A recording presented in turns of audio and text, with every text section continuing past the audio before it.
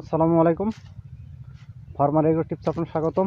তো আপনাদের আজকে নিয়ে যাবো আমার মিষ্টা কদমির খেতে, বা আমি আপনাদের যে বলেছিলাম যে আমি যে অ্যাপেলের যে মিষ্টা কদমি লাগিয়েছিলাম, তবে আমি থানা করেছিলাম অনলি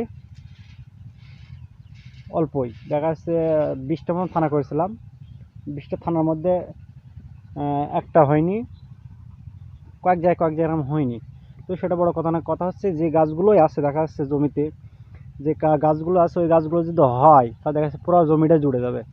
তো আপনাদের আমি দেখাচ্ছি যে মিষ্টি কদমি যে ইন্ডিয়ান যে হাইব্রিডটা, এখন এটাতে আমি মনে করেন যে সার কম বেশি যায়। যত আপনার মিষ্টি কদমি যদি সার দেন তাহলে কদমি ধরবে কম, কারণ আপনার গাছ লতা হতেই থাকে, বড় হবে। তো সেক্ষেত্রে আমি দেখা যাচ্ছে সার দিই না, কিন্তু ওই যে পেঁপের ভুঁই যেদিন সেচ দিয়েছিলাম ওই দিন 4টি সার দিয়েছি, তাছাড়া কিছুই না। যাই হোক, এখন আপনাদের আমি দেখাবো আমার এই মিষ্টি কদমি গাছে কদমি ধরেছে কিনা, তারপরে কয়টা ডালি শুরু মানে হয়েছে, দাঁড়িয়েছে।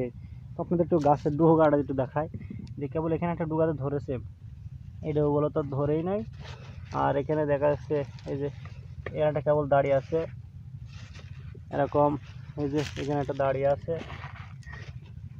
তো এবার আপনার অবশ্যই কদমির যে গাছগুলো দেখা যাচ্ছে ধরেছে বা এরকম হয়েছে, আপনার তো অবশ্যই জানছেন যে গাছ যখন বড় হয়ে গেছে তাহলে অবশ্যই আপনারা এতটুকু না জানবেন যে কদমি দাঁড়াবে।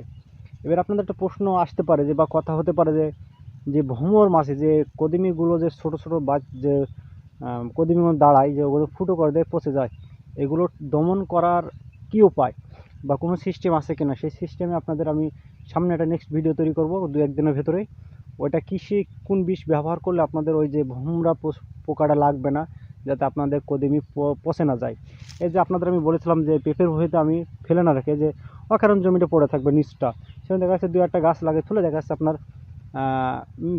আপাতত বাড়ির সবজির তরকারিটা খাওয়া যাবে বা কিনতে হবে না। সেই সুবিধাতে দেখা যাচ্ছে আমার এই মিষ্টি কদমি লাগানো। আর আপনারা যে বীজটা ব্যবহার করবেন, তো আপনাদের আমি নেক্সট টাইম একটা ভিডিও নেব, খুব জোর দেখা যাচ্ছে 3 থেকে 4 দিনের মধ্যে ভিডিও নিয়ে দেবো। সেই ভিডিওতে আপনারা পাবেন যে মিষ্টি কদমির যে ভোমরা পোকা লাগে ওই পোকাগুলো কীভাবে দমন করবেন। তো আশা করি আমার ভিডিওটা ভালো লেগেছে, ধন্যবাদ সবাইকে।